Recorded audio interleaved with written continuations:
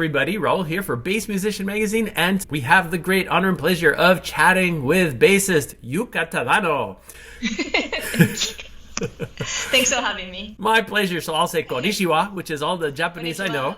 And There you we love to hear the whole story, but we always like to start at the very beginning. How did you get started in music and on bass? I know you started at a very early age. Yeah, so my mother was not professional, but she played a classical piano. Okay. So that music was already in the house. Then I have a twin sister. So when we were like 5 or 6, she started playing the piano. Then I started playing violin so that we can play together on the concert, Then, so that was through the whole elementary school. We did once a week the violin or piano lessons. And another day we go to this music school, like after school thing. Then we just sing songs. So like that's how I learned all the solfege, like ear training. So now I appreciate that. I hated it, when I was a kid, but that was my like a little childhood music education, not knowing that was it then, but that's how I grew up. And I stopped playing music for a while when in junior high because I wanted to play sports like all the other kids, like played basketball, I played soccer, I played baseball. So I stayed away from music for like till high school. Then the rock bands was the cool thing to do it. So I picked up electric guitar. Then I bought electric bass for my sister so that we can play together. But she didn't like it. So like might as well, like I spent the money on it. So I picked up the bass. So I started playing. So that's like in high school. That's how I started playing bass. Very cool. And once you'd kind of grabbed that bass, I guess kind of from there on out, you've pursued further studies. I mean, you've got a degree in jazz studies from North Texas. Yeah, like a few years after. So that was in Japan. Okay. I grew up in like a little countryside outside of Tokyo called Ibaraki.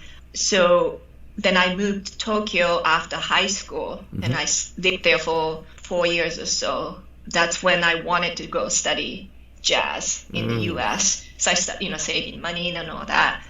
So my formal education was at the North Texas. Gotcha. So, yeah. That's when I started playing upright too. Nice. Yeah. Well, and listening to your music, predominantly lately I've been hearing you with Tony and the Kiki, which is a very interesting act in that it's probably about as far away from jazz as I can imagine. True. And we'll definitely want to talk a little more in depth about that. But you have such a diversified portfolio when it comes to the music that you're involved with. Again, you've got that backbone of jazz, but Tony and the Kiki is more kind of glam rocky. Exactly. And is Tony the lead singer? And the rest of you are the Kiki, I guess? Yep, exactly. Okay. Very good. Well, Tony has an exceptionally amazing voice. I mean, his reach and the power behind it is just amazing. And so with you, the kind of job you're doing, laying down the groove behind it is so different than what I would expect, because you've played in Broadway show pits and stuff like that. So it is way across the spectrum. You can go from one end to the other.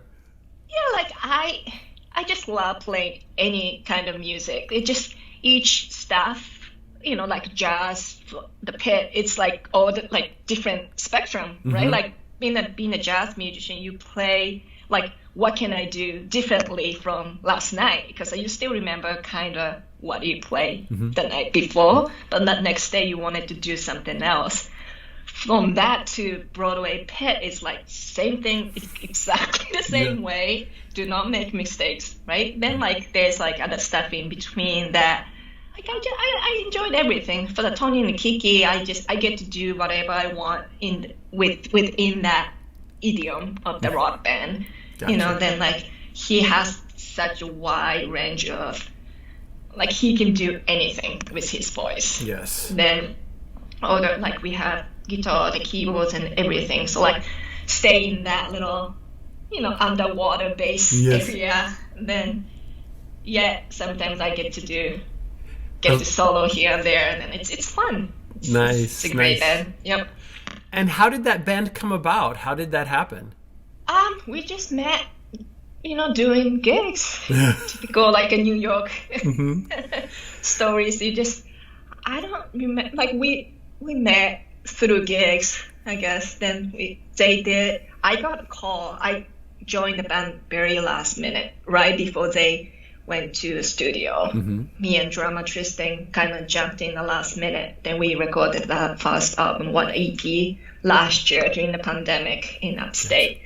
And we, started doing a little live shows here and there. So, yeah, it's just the band is still in process at the beginning, but it's fun. It's been fun. Very nice. Well, it's been kind of interesting to hear because there's the variety. There's some cover work that you guys have done, other people's tunes, but then there's your more of the original stuff. And again, it's very impressive how cohesive it is.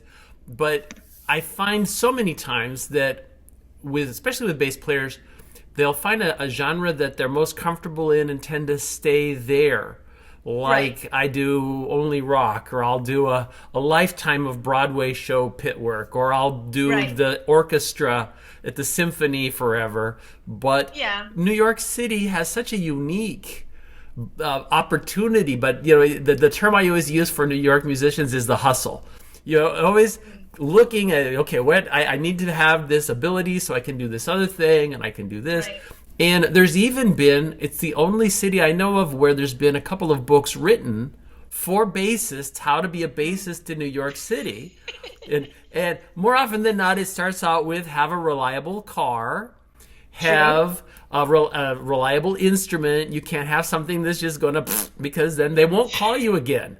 They'll say, no, he's just got junk, and even mentions, have a nice personality and be nice to work with, because if you're terrible, they have other choices. There's lots of other people that can do what you're doing, so you have to behave, and you have to, so I guess it doesn't have to be like a New York thing, right? But it might be like specific, and it's just anywhere. Like that's how when I was in Texas doing the gigs, the older musicians, that's what he exactly said, like be on time, dress nicely, and like just smile. Sure. Then you work. So like I still keep that advice being true. It's very sage advice in general, but definitely you are running the gamut with all of these different things. And of course, it's very fulfilling musically. And I think a lot of times you'll hear musicians go, well, I play this, but I listen to all these other things.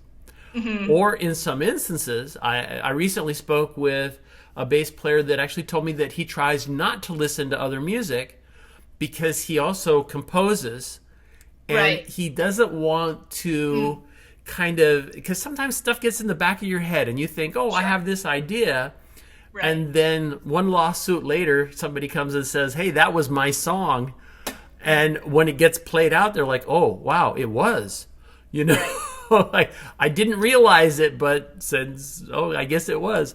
So in order to stay kind of like a blank slate, they just stick with their lane. So anyway, as we look ahead, it's always important to know how you get your sound. What gear are you playing on?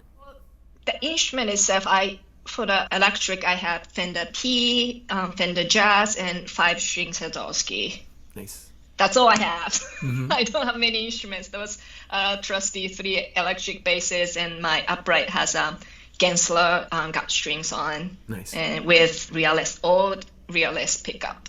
And, I have the Aguilar bass amp, but usually, in New York, you just use what the venue has. Sure. So my go-to will be Aguilar Tone Hammer 500, but I just use whatever they have at the venue. So, how I get my tones. It depends, right? Like sure.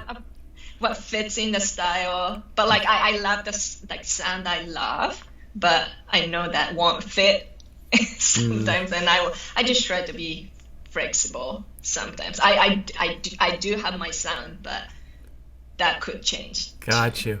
Well, Yeah. and do you have a preference in strings particularly? Well, my P bass is definitely like labella, flat. I haven't changed for like 5-6 years. So it's still my fave. And Sadowski has its Sadowski strings there, which is really nice. And for now, I think that Fender Jazz might have is it the DR? Maybe, I don't remember, but I think it's a DR. And with the kind of music that you're playing, do you find a lot of demand for any kind of pedals? No, not really. I mean, like sometimes I have used some like octave pedal and some distortion, like a fuzz. That's like, yeah, like fuzz might be the most used pedal that I have, and sometimes a chorus pedal, but my preference is just always go direct, you know? So, but yeah, like the fuzz and octave, probably those are the two that I use the most.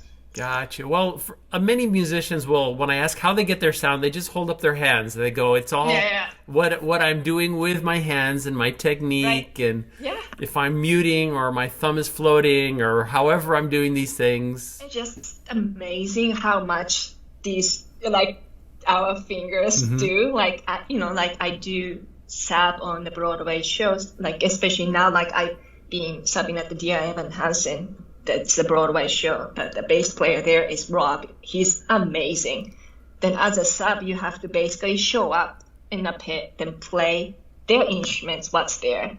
Then they expect to have the same exact tone and sound. Oh, wow. Then, all the setup is the same, but like somehow my sound's usually brighter than his sound. So it's just like, like it's always fingertips. Yes. Like that's how... It's amazing. It's just not just what kind of strings you use. Yes, that changes the sound, but like how you play, that's huge. It's amazing. It is. And for the kind of music, sometimes, when you've got dead flats, like you probably have, if you're doing reggae or you want kind of the dull, more percussive kind of effect, then they're perfect for that. Right. And whereas at the other end of the spectrum, sometimes I've talked to some prog people that not only do they require round wounds, but they'll go with lighter gauges, or they're changing their strings like after every show because they lose their brightness. Right. And now they have to get a new set, and they're boiling and they're cleaning and they're doing whatever to try to get more because they're expensive, but it's kind of like, okay, I want to keep using these. Yeah. But fascinating stuff. And because you have such a variety of genres that you're playing in, how are you coming up? I know with Broadway, you have to play it the way they want it pretty much. But like with Tony and the Kiki, you have to create your bass lines. What is your inspiration? How are you coming up with your lines? That's a good question. My all-time favorite electric bass players are Jamerson and Bob Babbitt, those Motown guys, right? So like, I don't know how much that comes out when I'm like creating the bass lines, but I'm sure it does, right? Because it's always within you. Then you're trying to speak your own language using the vocabulary that you learned in the past. Yes. So I think some of that is definitely coming out of like from transcribing all the good old bass lines, and at the moment maybe the idea comes from the other players, what they play. Then you might just create, playing what they are playing. Then that might be your new line. But I guess I did I love transcribing. That was my 2020 project when I had nothing. I was like went back to the good old Motown records and transcribing the bass lines. Then like when you're busy, you don't get to do that too much. Sure. But last year I had so much time to transcribe back to school again. So I guess the answer to your question would be like what I heard before by transcribing and like learn what the old good bass player had done till at this point. Then just combine all that good ingredients and cook your own dish. I guess. There you go. Very cool. Well, and as we look ahead, we're kind of at the, depends who you're talking to and where they are, more at the tail end of the pandemic with hopes that it's going to get better soon, although we had hoped that months ago, and people I talked to were starting to plan, and now they're kind of going, oh, we're canceling and we're making changes. Sure. But what plans do you have for the future? What's in the works? I'm studying my own, as a freelance, I'm studying a new off-Broadway show in February at the Public Theater. Then with Tony and Kiki, we had a show back end of last year, but that was when the Omicron was everywhere in New York. And then I actually got one too. So, like, we had to cancel that. I was okay, like I didn't get too sick, but I mean, that was almost unavoidable. Everybody's getting it in New York. So that we have, was Tony and Kiki, we have a new show in March 18th at the Mercury Lounge. That'll be one epic show. Then I think, like my main thing for next few months will be doing those off-Broadway shows at the public called Souths. But it feels like the things are coming back. Good. Fingers crossed. But I got you. Feeling, Well, and if people want to know what you're up to, is the best place to look yukatadano.com? Maybe my Instagram. Instagram, okay. My yukatadano.com is being on hiatus. Okay. That's my @Yuka on Instagram might be the most active social network platform that I use. Then or Tony and Kiki, it has like all that TikTok and Instagram.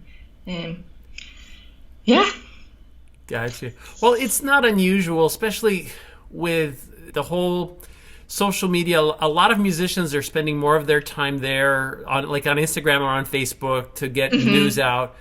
And maintaining a web page is tedious, and if you don't have somebody else doing it for you, a lot of times it's kind of like, I'll get to it when I get a chance. And then you look at it, you go, oh, wow, this is so dated. And, it's like, there's so much other sources that are right now, and TikTok and all of these other things. I mean, they keep coming up with more and more new things, and it's harder to stay on top of them.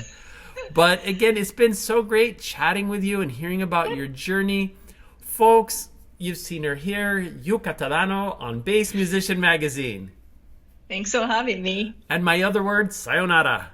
Sayonara.